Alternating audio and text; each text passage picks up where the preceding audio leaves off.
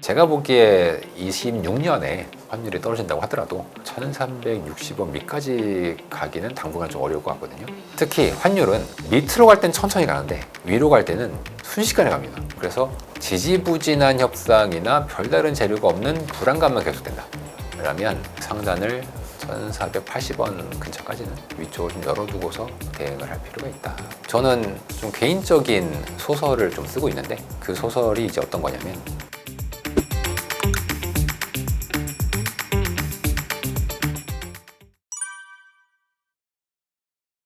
최근에 이제 미국채 장기물 금리가 굉장히 큰 폭으로 떨어졌고 최근에는 4%까지 깨면서 밑으로 가고 있지 않습니까? 이 가장 큰 트리거가 됐던 건 사실 그동안 고용이 좋은 줄 알고 있었는데 그래서 이거 고용이 이렇게 좋으면은 인플레도 높을 거고 경기도 좋을 거니까 미국채 금리는 이제 높아야 되겠죠. 그런데 나중에 까고 보니까 뭐 연간 고용을 뭐 80만 건씩 90만 건씩 다 우리가 뻥이었다. 잘못된 데이터였다. 이러고 하고서 이제 한 번에 가니까 그러면은 국채를 그동안 금리가 오를 거라고 트레이딩을 했던 사람들은 생각을 이제 바꿔야 되지 않습니까? 그래서 그때부터 금리가 쭉쭉 떨어지기 시작했고요. 또 하나는 관세를 매기면 인플레가 온다길래 인플레면은 금리가 올라야죠. 근데 아무리 봐도 기다렸는데 지금 관세를 매긴 지가 6개월이 넘었거든요. 근데 물가 데이터에서 이 관세 인플레가 잘 안 보여요. 그러니까 아니 이거 인플레가 왜 안 오지? 혹은 이거 미중 간의 무역 분쟁이 심해지고 미국이 계속 폐악질을 해대면 결국 미국도 손해 아니냐. 미국 경제가 둔화되고 그럼 물가도 낮아지고 그러면 금리는 더 떨어질 테니 미리미리 미국채를 좀 사놓자. 이러한 수요들이 이제 한참 있었다가 이제 요즘은 거기에 은행들, 크레딧 위험들이 이제 일부 나왔고 QE도 재개해야 돼. 즉 QT가 양적 긴축이 종료된다. 뭐 이런 재료들이 합쳐지다 보니까 이 채권 거래하시던 분들이 우리가 그동안 너무 잘못된 생각을 하고 있었던 거 아니냐 이러면서 이제 매수가 들어오게 됐고요. 그것이 시장 금리를 떨어뜨리는 주요 요소로 작용을 했습니다. 베센트 장관이 이제 자기네 미국채 장기물 금리를 안정시키는 게 그 사람의 가장 최고 목표다. 이런 얘기를 이제 공개적으로 얘기를 한 적도 있고 또 이제 이 사람이 보기에 저 일본이라는 나라가 달러 엔 환율 경로와 그 달러 엔에 또 영향을 주는 게 일본의 장기물 국채 금리 그리고 이 장기채 금리는 국가 간에 보이지 않는 고리가 있어요. 그래서 어느 한 나라가 장기채 금리가 오르게 되면 다른 나라가 영향을 받아요. 이걸 이제 우리가 이자율 평형 이론이라고 경제학에서는 얘기를 하는데 그래서 미국이 아무리 잘해도 일본의 장기국채 금리가 너무 뛰게 되거나 혹은 일본이 어떠한 정책을 써서 엔화의 가치를 조작할 때 그러면 미국은 자기가 좋든 싫든 영향을 받아요. 베센트 장관 입장에서는 되게 걱정하는 게 혹시라도 소장기물 일본의 뭐 50년물, 30년물 금리가 오르면 혹은 폭등하면 미국도 자유로울 수 없다. 이게 이제 첫 번째고 두 번째는 일본이 이제 엔화에 대한 정책을 쓰지 않겠습니까? 최근에 등장한 다카이치 앞으로 뭐 총리가 된다고 치고 총리가 됐을 경우에는 사람들이 그 다카이치 트레이드를 통해서 엔을 약세로 만들겠죠. 그렇다면 일본이 약세를 만들면 당연히 미국은 가만히 있어도 강세로 밀려 올라가지 않겠습니까? 그러니까 이런 상황에서는 미국이 과연 일본을 용서할 것인가? 옛날에 이제 아베가 살아있었을 때는 아베가 아베노믹스를 하려고 엔 약세를 유도하기 위해서 당시에 오바마 대통령과 트럼프 1기 때 굉장히 큰 노력을 했었거든요. 이제 그 상황에서 미국은 뭐 그래, 뭐 일본 니네도 우리가 딜을 할 테니까 엔을 약세로 만들자. 대신 이거 해줘. 뭐 이런 식으로 딜을 했단 말이죠. 근데 과연 이제 새로운 정부가 딜을 할 거냐, 혹은 미국이 그러한 딜을 받아들일 거냐에 대해서는 또 다른 문제가 되기 때문에 현재 베센트 장관과 일본 장기물 국채 금리 그리고 달러 엔 환율은 이제 한 몸처럼 움직이고 있다는 거고 아직 일본의 정치 상황이 확정이 된 건 아니거든요.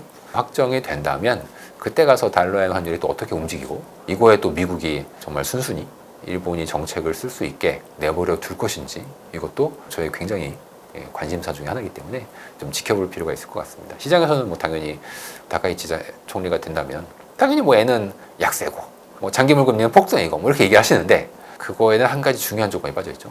미국이 과연 두고 볼 것이냐. 미국이 안 해주면 일본은 절대 움직이지 않습니다. 그 점을 옛날부터 우리는 늘 봐야 되기 때문에 현재 트럼프 정부가 과연 새로운 일본의 정부에 대해서 어떤 태도를 가질지 우리는 좀 더 지켜볼 필요가 있다. 그렇게 말씀드릴 수 있을 것 같습니다.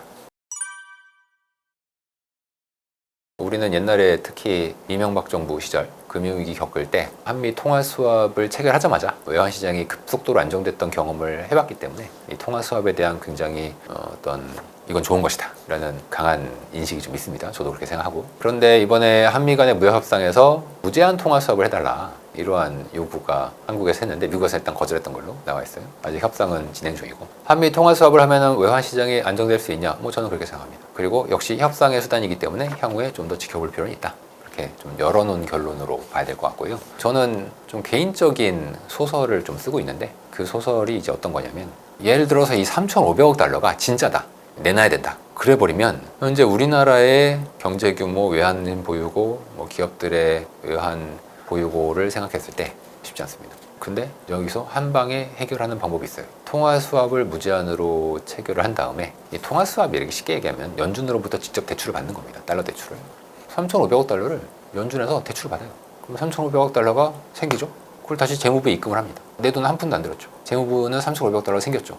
대신 한국은 대략 4%의 금리 부담을 하면 되죠. 근데 그 부담도 없어요. 왜냐면 3,500억 달러를 투자해서 수익이 날 거 아니에요. 그럼 그 수익을 바로 그냥 이자 비용으로 퉁치면 한국은 아무런 부담도 없이 협상을 끝낼 수 있습니다. 물론 뭐 디테일한 건 조금 더 정리를 해야 되겠지만 저는 이러한 식으로 아마 투자를 하고 퉁치는 방식으로 하는 게 가장 그나마 현실적이고, 이거는 트럼프도 좋아해요. 왜냐면 연준의 양적 완화랑 똑같죠. 연준이 대출하는 거기 때문에 3,500억 달러의 대출, 양적 완화 3,500억 달러, 약 달러가 되고요. 달러 원 환율은 뭐 이렇게 되면 거의 뭐 1,350원까지 떨어질 겁니다. 트럼프도 돈도 받고 광고도 할 수 있고, 특히 트럼프가 가장 좋아하는 게 약달러거든요. 그런 점에서 저는 이러한 방식도 한번 생각해 볼 만하다. 물론 통화 수합의 주요 당사자는 미국 재무부긴 합니다만, 그런 점에서 이 통화 수합도 굉장히 중요한 뉴스로서 우리가 좀 지켜볼 필요는 이제 있고요. 협상이 조만간 나온다고 하는데 그 결과에 따라서 우리가 또 분석이 얼마든지 달라질 수 있어서 좀 더 지켜보시죠. 만약에 한미 협상이 지지부진하다는 가정이라면 이럴 때는 보통 기술적으로는 전고점을 많이 보시죠. 전고점이 어디냐? 1,500원 약간 밑입니다. 계엄 사태 있었을 때 해당 수준을 이제 한번 갔었기 때문에. 그래서 지지부진한 협상이나 별다른 재료가 없는 불안감만 계속된다. 그러면 상단을 1,480원 근처까지는 위쪽을 좀 열어두고서 대응을 할 필요가 있다. 그렇게 레벨을 좀 생각하고 있습니다. 협상이 잘 되게 될 경우에는 환율이 순식간에 1,380원 이하로 떨어지게 됩니다. 왜냐하면 지금 우리나라 수출이 나쁘지 않습니다. 반도체 슈퍼사이클 얘기도 있고요. 제가 가지고 있는 달러 원의 모델 있는데 이 모델이 우리나라의 수출 성장세하고 환율을 맞춰보고 한미 간의 성장의 격차와 환율을 맞춰보잖아요. 그럼 1,400원 위쪽은 높아요. 균형 수준 대비해서 높기 때문에 현재의 무역 관련된 협상 불확실성만 해소가 된다면 1,400원대가 아니라 1,400원 이하 정도가 좀 적정한 수준이다. 그래서 이 시나리오상 위와 아래를 그렇게 두 가지로 생각을 해두시면 될 것 같습니다. 저는 오히려 걱정을 별로 하지 않습니다. 왜냐하면 미국의 경제가 둔화가 되면 더 좋은 거 아닌가요? 왜냐하면 금리를 낮출 거고 양적 완화를 할 거고 달러가 약세로 갈 텐데, 그런 상황이면 오히려 한국에는 자금이 유입이 되고 한국 쪽에는 더 긍정적인 요소를 받을 수 있는 여건이 되기 때문에 오히려 미국 경제가 둔화되는 건 좋은 것이다. 다만 제가 이제 둔화라고 말씀을 드리죠. 그런데 둔화하고 침체는 다릅니다. 둔화는 그냥 경제가 약해지는 거죠. 천천히. 이럴 때는 그냥 금리 낮추고 양적 완화하고 돈 풀고 오히려 돈 빨리 빼가지고 신흥국 투자하자. 달러 지금 돈 풀린다. 이런 식으로 가기 때문에 오히려 둔화식 시나리오라면 오히려 좋다. 더 좋다. 그렇게 말씀드리는데, 이제 시청자분들이 걱정하시는 건 둔화가 아니라 침체가 될 겁니다.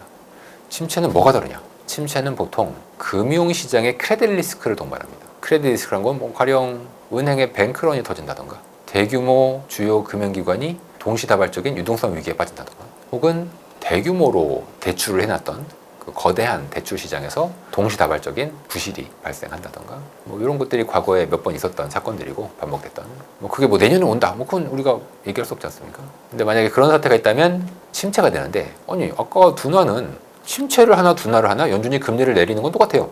더 많이 내릴 뿐이지.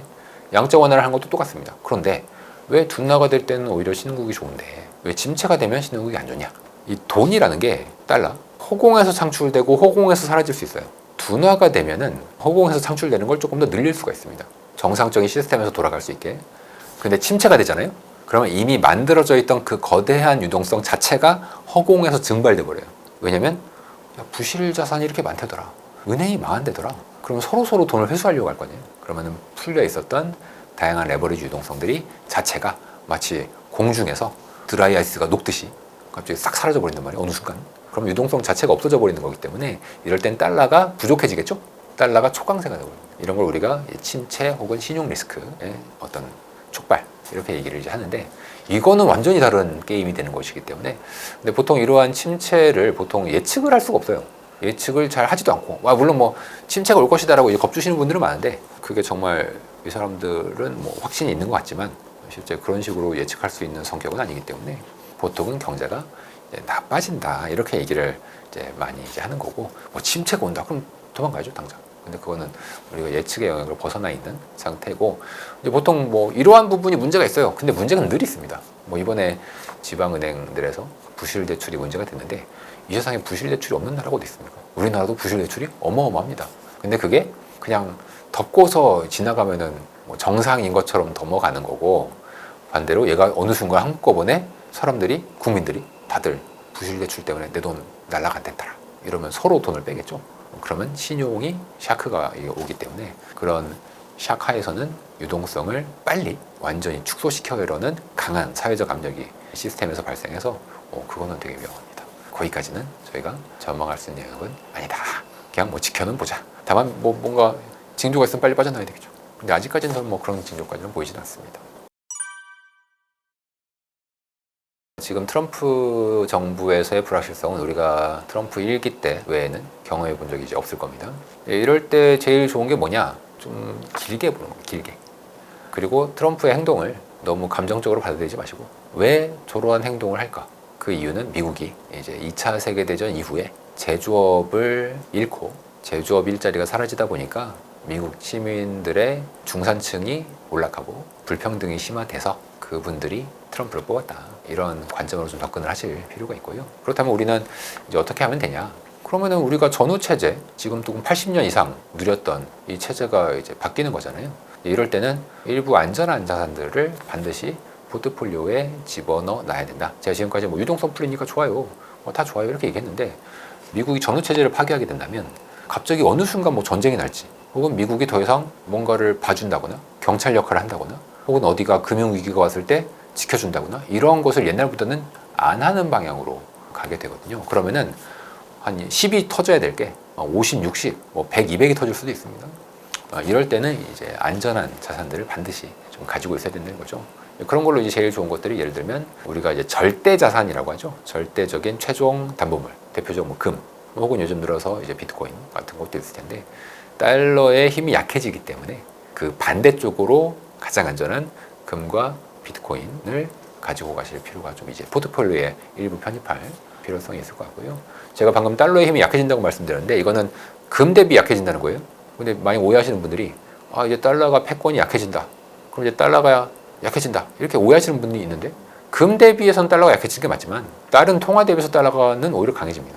그래서 달러의 패권이 약해지니까 뭐 환율이 앞으로는 떨어진다는 등 이런 식의 생각은 조금 곤란하시고 달러의 패권이 약해진다는 얘기는 달러의 양이 줄어든다는 얘기랑 같죠. 즉 달러가 비싸집니다. 오히려.